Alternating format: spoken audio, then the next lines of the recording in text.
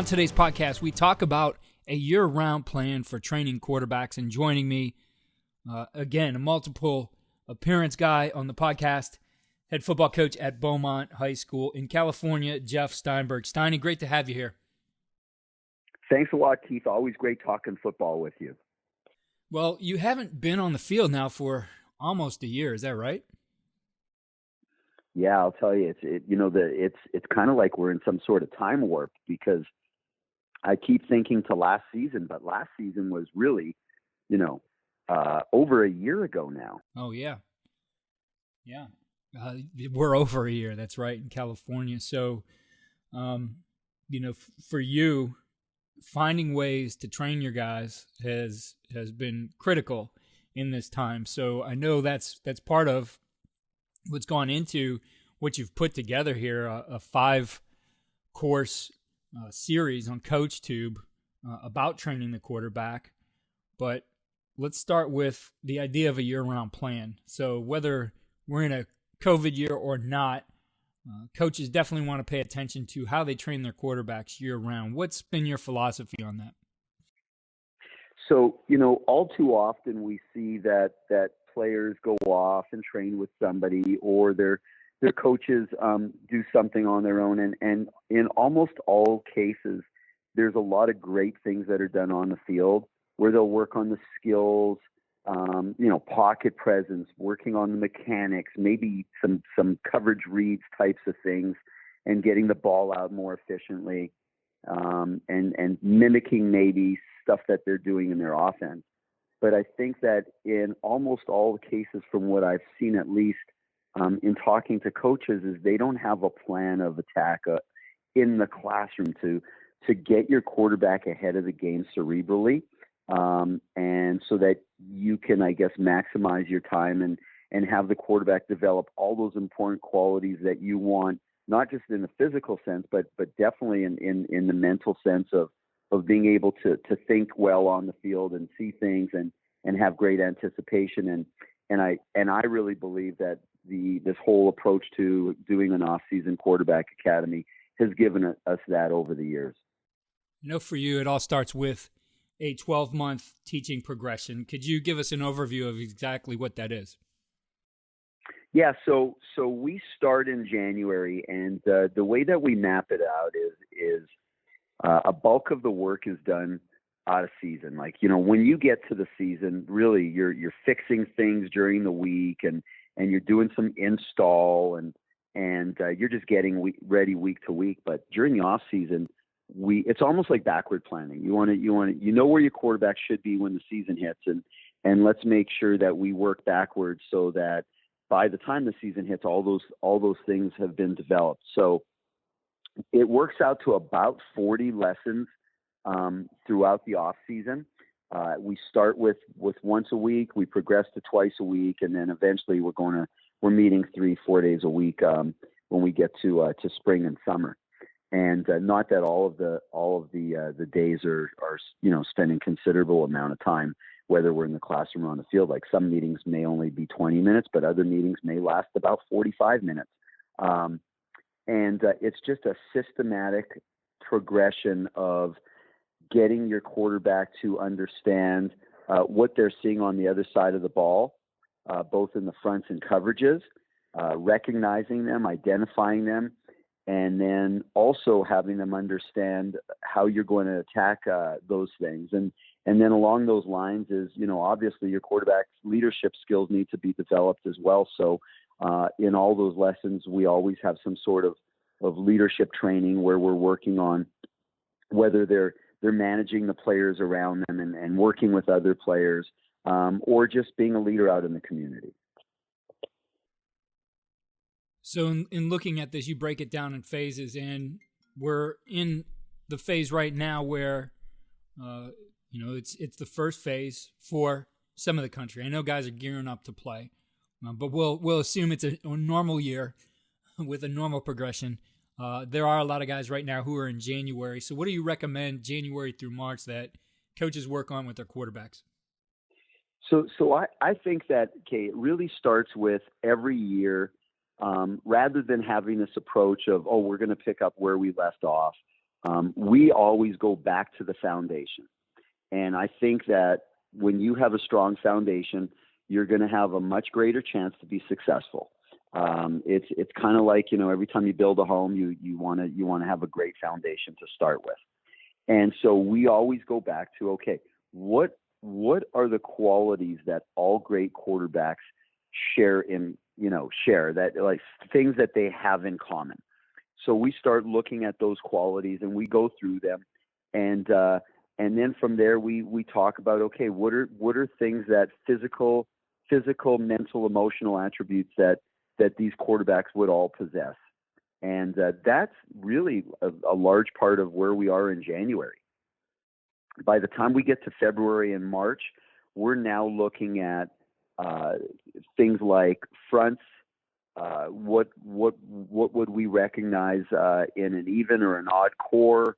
What are the qualities of those fronts? And then we from there go to okay, in an odd core, what are the types of names of defenses that teams will play? So an odd core, 3 down linemen. I'll use this as an example. The guards are uncovered. Well, we would see both what we would call a Steeler front and an Okie front, and those names are meaningful to us. They're found in the videos. And so now we have a system of communication as well, and that's for the fronts. We do the same thing for the coverages, and then we start talking about strengths and weaknesses. So again, we're not really discussing what we do offensively, but we're looking at things that they're going to see on the other side of the ball. And then once they start to understand the fronts and coverages, we talk about ways to attack them. And, a lot of kids are playing Madden or NCAA video games, and they have a sense of what they've done in those video games of attacking those defenses. So we'll get kids up on the board or give them an opportunity to diagram of ways that they would attack. And I think those conversations are great to have with your kids, because when you get them talking, that's when the learning really occurs. So looking into the spring phase, April through June, recommendations for that phase? Now, when we get to April and June, you're now looking at a few things. Not only your scheme in regards to how it's going to be applied to attack defenses, but how do we actually read coverages pre and post snap? What are things that we're looking for? What are things that we're going to use to identify what they're doing? And so now in that it's more of a, I guess, chapter 4 in the quarterback academy in terms of, what we're going to be able to do to attack defenses. And I think that when quarterbacks start to watch film and have an understanding of what they should be looking for, especially, at the high school level, and we show them college film too, but you can see that the defense, they want to hide their intentions as best as possible, but when they're in specific coverages, there's some telltale signs in terms of what they're doing. And in the videos, it discusses what the quarterbacks can look for. So now they can anticipate what they're going to be doing with the ball. And then post-snap confirmation will pretty much tell them where they're going to go so that they can have a high completion percentage. Then looking at kind of that preseason phase, the last part of their training, which would be the summer, right? July, all the way through the season. What things are you looking at as far as planning for that? We spend a lot of time once we get into the summer of like watching us on film. So we will film 7-on-7 and team and just point out all the things that we've learned up till then. And so we're just trying to get stronger in terms of our knowledge of our own playbook, but at the same time, we're showing them applications of what we're doing versus the different defenses. And we like to spend time in the summer all the way up to our first game of starting to get an analysis, building a portfolio of at least our first 3 opponents that we're going to play. So now the quarterbacks get to apply all the knowledge that they learned from January to then to now, put together a little portfolio of, here's our first opponent. This is what their front is. This is what their coverage is. So based on those, and here's maybe some of their blitzes and stuff. So this is what we expect to see and it really builds confidence in the kids when they get an opportunity to do that before the season, so that it's not, game one and it's their first real see at what they're going to be going against. So I know part of what you like to do in those 7-on-7s and even in 11-on-11 is put a GoPro on your quarterback. So I've tried those before. Certainly there's, I'm sure, some tricks and best practices to making that effective for you. What have been some of the most effective things that you've found in being able to use the GoPros? I've really liked our student managers to be behind the quarterback and have it on a 7-foot pole or an 8-foot pole, and just film the reps from back there. And then it really gives us an opportunity as we look through it to be able to do a lot of talk throughs as we're watching film. So I can ask the quarterback, okay, where were your eyes here, and what was your pre-snap? What did you see for depth eyes leverage? Where are the safeties? And so those are common questions when we're in meetings. And we'll ask them, okay, very first thing is locate the safeties. Tell us where the safeties are. Talk a little bit about the safeties. And now tell us the depth eyes leverage of the corners. And give us some feedback on the coverage triangle, which is the corner, outside linebacker, and near safety. And when the quarterbacks start to do that and get reps at doing that, again, it builds confidence where when they get on the field, they have a great understanding. You pretty much have a good idea of where you're going to be going with the football before it's even snapped. And then again, we just get confirmation post snap with what the defenders are doing to tell us where to go. When you're looking at that film, and I know if you were using a normal camera back there trying to get depth eyes leverage, you have to pan the camera right to each side. Are you able to pick up more, or is there a certain setting that you use on the GoPro? Yeah, it really gives us more of a panoramic view where we can see that defense. And one of the things that we want to do this next coming season is even use the 360-degree camera and the 360 camera. They're super affordable now. That can now give you everything that you need so that you can actually, turn to the left and the right and be able to see things from a quarterback's peripheral. And do the 360s that you're talking about, do those work into using like an Oculus or a headset like that to give you that perspective of the quarterback being back in the play?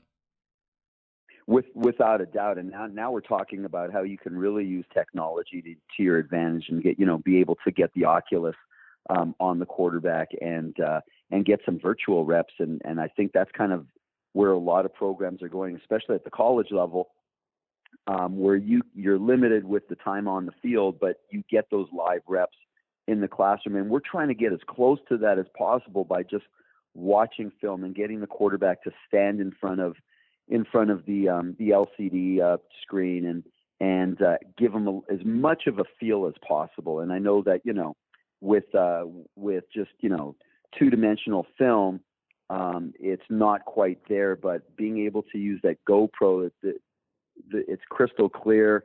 It gives you a real panoramic view, and I think it's as close as we've been able to get right now. And then the next phase would be that 360-degree camera. And I can't say it enough that really being able to be effective is having those reps. One of the ways that you can get those reps is, we talk all the time is, you're limited on the physical reps on the field. This really increases, or it gets you as close to those physical reps by giving you live mental reps where you can actually talk through in your meetings. Yeah, definitely. I mean, you look at the different ways practices have been filmed over time, and the one that maybe is least effective is that press box type of view, right? From the side of the field. That's not the view that quarterbacks are really in. Now, does it help them understand a lot of things? It really does, but I think this to be true. We have those film room guys who can sit there and instantaneously pick things out, but then their ability to translate that onto the field and looking at it from a different perspective, it doesn't always translate for every single guy. Some guys struggle with that, being able to see like you're talking about, the depth, being able to see instantaneously that that guy's off the hash, he's going to roll over the top there. Those kinds of things are evident on the press box view, or even in some, end zone views that you have, but it's all about being inside that helmet. And I think that's exactly what you're looking at, trying to create those with some affordable technology. Without a doubt. And you really hit it. Like, the press box view is a great start. It's really good for us, when we're scouting to get some, some key points in terms of, what they're doing, but it's nowhere near the perspective of what the quarterback sees on the field. And, I always laugh when coaches ask their kids after a mistake, what are you looking at? Well, I'm looking at things from my perspective, coach, and probably didn't have those reps that they needed to get the quarterback to really understand what a defense's intentions are. So again, like, the all 22 from the press box, it's a good start to have a conversation about some basic things. But if you really want to get into your quarterback's head and make sure that you're on the same page, like, I can't say enough of how you have to film from the perspective of where the quarterback is. And the things that get you the closest to that is the 360 camera or the GoPro view. And I don't know the answers to these off the top of my head, but when we're talking about affordability of those things, what's the investment like to be able to do either the GoPros or the 360 and what you might need with it? So, you can get on, and whether you find a refurbished or a used one, or, you're looking at spending under $500 for those things. And that's an investment that, you're going to use it every day at practice, even if you're taking out and a coach has to do things on his own in some drills.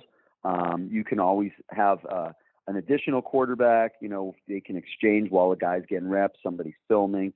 And I think that, it's not everybody has student managers, not everybody has big budgets, but I always think of an investment of, okay, if we're going to spend money, how many times is it being used? And I think something that's about $500 that you have the ability to use every day you're on the field in the off season, or 3 days a week when you're in season, I think that's a pretty good tool to be able to use for that price.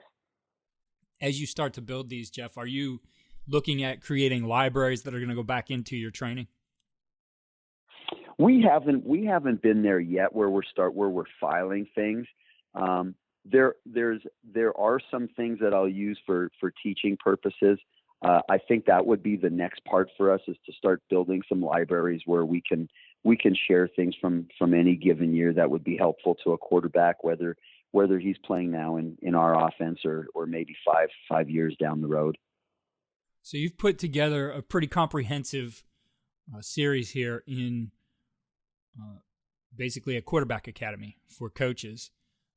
We know you run a certain kind of offense, but if I'm looking at this as a coach as a resource, how useful is it going to be to me, regardless of the scheme I use? Yeah, there's certain things that are inherent in fronts and coverages, regardless of what you're doing offensively. And I really feel that this series of quarterback academy videos will help a player, whether he's in our offense or whether he's playing in a pro style or he's playing in a wing T. I always feel that the smarter and more cerebral your players are on the field, the more of an opportunity you're going to have to be successful as a coach. Like, we're all limited with athletic ability. Some programs are going to have more players that have more ability than others. There's, you can play a part in that somewhat with the stuff that you're doing in the off season. But I think everybody has a ceiling, depending on their personal DNA.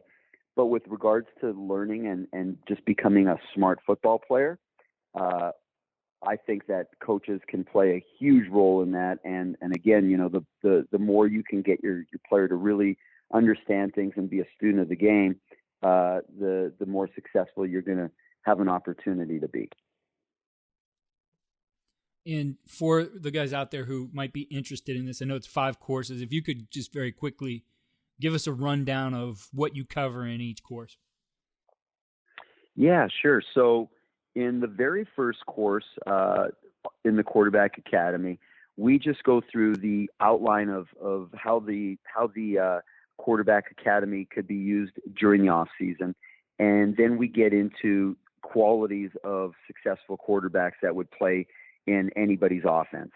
And then in the second video, we talk about coverages and how to read coverages, and it gets into, you know, what the indicators are between, you know, single high family, two high family coverages, and coverages where you're going to see pure man and they're bringing pressure.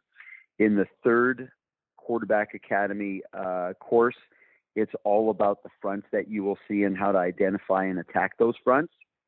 And then in the fourth series, it will talk about reading defenses. So how to apply what you're seeing to be able to attack them. So both pre-snap and post-snap. Talks about, you know, that single receiver and how to identify if you can get him the ball, and how do we identify if receivers are covered or uncovered. And then in the last video, it deals with on the field drills that you can do to develop your quarterback through the off season. And again, those are available on CoachTube, and we will have those in our show notes and a link to those courses. Coach, just a great job in putting that together. I think a great resource. I know a lot of guys want to work with their quarterbacks, and I think you've thought through every detail here. So I highly recommend it. Definitely start with course 1, which is going to give you that year-long overview, and then proceed into those other courses. And I think, you know, putting something together like this for your players, for your quarterbacks, is going to be useful. And for other position coaches out there, I would think about, you know, what you can do to start to school up your other positions, to put something together like this, because this is certainly about the football IQ and developing their abilities to understand football in general, and then how it applies to what you guys do in your particular schemes. And of course, there's a physical aspect to it that you cover as well. And I think all coaches look at things this way, but again, sometimes it takes looking at how somebody has organized something year-round, and you've done a great job of putting that together, Jeff. I appreciate it. It's also been a fun project to work through as well. And for our coaches out there, what's the best way for them to connect with you? They can connect with me on Twitter is the easiest, and Instagram. I'm at Coach Steiny. Steiny, always great talking to you. I know you and I talk frequently. I won't add this one to your invoice. This is a freebie for you. So I appreciate it. It's always awesome talking to you, Keith. Thank you again for listening to the Coaching Coordinator Podcast. Please, if you are enjoying the podcast, head over to iTunes or Spotify and click 5-star for rate. If you have a minute, write a review. It really helps the podcast. Check out our new home for the Coaching Coordinator Podcast. That's at coachandcoordinator.com. And follow me on Twitter at Coach K. Grabowski.